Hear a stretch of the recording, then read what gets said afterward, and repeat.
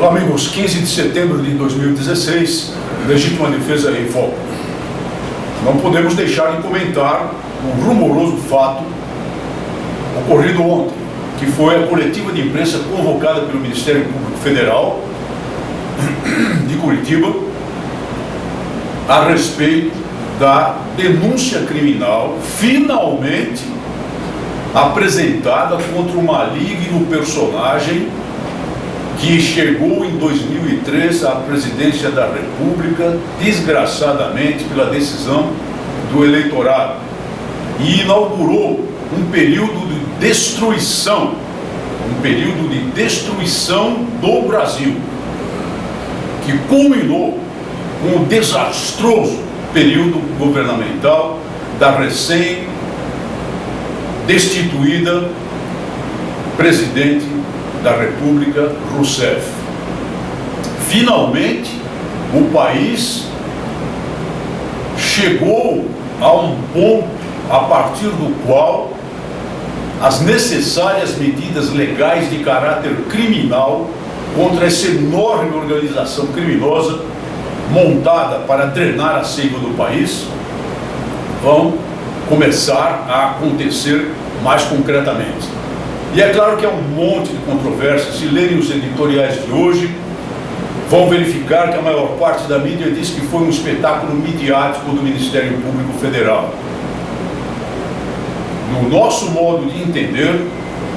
o movimento pela legítima defesa, embora tenha sido um golpe tático, com certos riscos jurídicos por parte do MPF,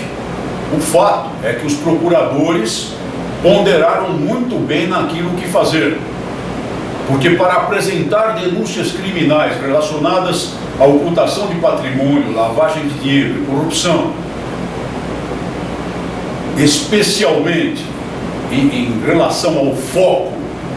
do imóvel do Guarujá, o famoso triplex do Guarujá, havia que explicar o poder de influência do personagem central em todo o dispositivo que levava as grandes empreiteiras, e muito particularmente a Oeste, a realizar essas benesses. Porque se não o fizessem, ficaria muito difícil para a população em geral, e mesmo para os círculos jurídicos, compreender como era possível obter a benesse sem o poder decisivo de influência ou de decisão no grande esquema de, como foi batizado pelos procuradores, de propinocracia instaurado no país. E, ao apontar e demonstrar que a figura central do esquema é o ex-presidente da República, o maligno ex-presidente da República, o MPF não disse que apresentava e não apresentou denúncia formal criminal por organização criminosa, assunto que está na esfera da Procuradoria-Geral da República e, obviamente, dependerá da autorização do Supremo Tribunal Federal pelo fato de haver pessoas com foro privilegiado envolvidas. Mostrou apenas o personagem que já não tem mais foro privilegiado, hoje é um cidadão comum, que é essa figura, o maligno ex-presidente da República. E demonstrou todos os contornos disso, evidentemente com um certo risco, porque os contornos amplos vão além da denúncia focal que lhes competem lá no Foro de Curitiba, no Foro Federal de Curitiba. Por isso que dizemos que é uma tática que tem os seus certos riscos jurídicos, mas ela tem sustentação, foi pesada e medida pelos procuradores e tem um benefício muito grande para o país, que é o conhecimento geral, finalmente, a todas as pessoas que daqui por diante não mais poderão dizer que não sabem como funcionou e como funciona ainda esse dispositivo. E, evidentemente, causam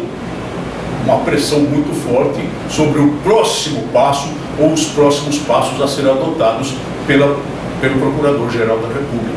É claro. Então nós veremos nos dias que se seguem a repercussão e o efeito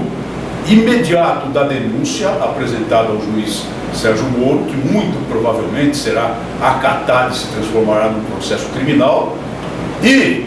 como reagirão as autoridades superiores da Procuradoria-Geral da República e mesmo do Supremo Tribunal Federal, em face da demonstração cabal feita por esses corajosos procuradores da República lá de Curitiba, no tocante às atividades criminais desse maligno personagem e daqueles que gravitavam e gravitam em torno dele. Muito importante para o país. Acompanhemos com muita atenção, que é nosso dever, e demos principalmente suporte às pessoas que estão tentando fazer alguma coisa para limpar o nosso Brasil. Mas vamos ao nosso assunto focal, e nesse aspecto eu quero exortá-los a aderir imediatamente, com toda a intensidade, a duas campanhas que temos em andamento no momento. Por favor, verifiquem o site, os links serão mostrados aqui. A primeira delas, já comentada por mim aqui, relacionada com a necessária pressão sobre os parlamentares, deputados federais da Comissão de Segurança Pública e Combate ao Crime Organizado, no tocante ao Tratado do Comércio de Armas, já explicamos. Outra, relacionada com uma nova minuta do R-105, tornada pública pelo Exército, que infelizmente, conforme aponta o nosso coordenador, Dr. José Luiz de Santos, acaba sendo pior do que a primeira, apesar de todas as sugestões apresentadas no intuito de melhorar aquele anteprojeto. Lamentável, mas nós precisamos continuar a nossa pressão. E a pressão não pode ser feita apenas agora pela, que realmente tem existência já legal, plena, Associação Brasileira pela Legítima Defesa. É importante que cada um dos nossos participantes e associados exerça a sua pressão individual e, para tanto, adote os termos propostos lá no site montado, nas campanhas montadas no nosso site, a fim de que os parlamentares, a fim de que as autoridades militares do Exército, a fim de que o Poder Executivo perceba que não se trata apenas de uma entidade formalmente apresentando uma posição, mas que essa entidade efetivamente tem a sustentação de todos aqueles que estão com ela, os seus participantes e associados. E nesse sentido, é interessante notar uma posição cada vez mais positiva do ministro da Justiça, Alexandre de Moraes, a respeito do tema. Não podemos dizer que ele adotou publicamente, francamente, uma posição clara em favor da nossa posição e em favor da reforma completa do Estatuto do Desarmamento, que é necessária. Mas ele tem adotado algumas posições, em alguns momentos, publicamente, muito importantes. Então, se verificarem alguns links também constantes do nosso site, relacionados com declarações dele em eventos públicos, e mesmo com um site pessoal, uma página pessoal dele no Facebook, vão notar algumas mudanças para melhor. Uma delas é a posição dele a respeito do destino de armas de fogo apreendidas em mãos dos criminosos, em mãos do crime organizado, que deveriam ser destruídas pela legislação atual, mas que podem, em certas circunstâncias, ser aproveitadas pelas forças policiais para o combate à criminalidade em prol da segurança pública, em prol da preservação da ordem pública. É claro que uma posição como essa refere-se à polícia, ao armamento da força policial e não às armas a que as pessoas comuns deveriam ter acesso para a sua legítima defesa de sua família e do lar, se assim quisessem. Mas a mudança de posição é interessante e as palavras do ministro, em determinados momentos, mostram uma simpatia em relação à nossa causa, uma simpatia crescente em relação à nossa causa. A posição dele é extremamente importante, porque o ministro da Justiça tem o poder imediato de reformar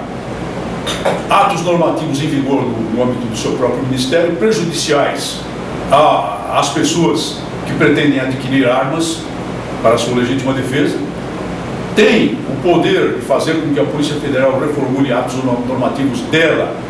internos dela, que vão muito além da lei e até do próprio decreto 5.123, e tem principalmente o poder de propor a reforma do decreto 5.123 ao presidente da República, escoimando dele aquilo que ele tem de ilegal, e tem, como nós já apontamos aqui, especialmente no que se refere à questão da efetiva necessidade no tocante à posse, não ao porte, porque o decreto vai muito além da lei e estabelece uma redação que permite à Polícia Federal exigir que se afirme, que se prove a efetiva necessidade para a mera aquisição e posse, o que não está na lei, o que não é da lei, o que não é exigido por essa lei, apesar de ser uma lei draconiana, o Estatuto do Desarmamento. Então, mensagens de pressão ordeira, democrática, pacífica, bem respeitosa sempre, ao ministro da Justiça seriam muito úteis, e principalmente mensagens de apoio à notória mudança de posição, à notória adoção de uma posição favorável à causa da legítima defesa que nós reputamos constitucional. Muito obrigado por sua atenção e até o nosso próximo programa.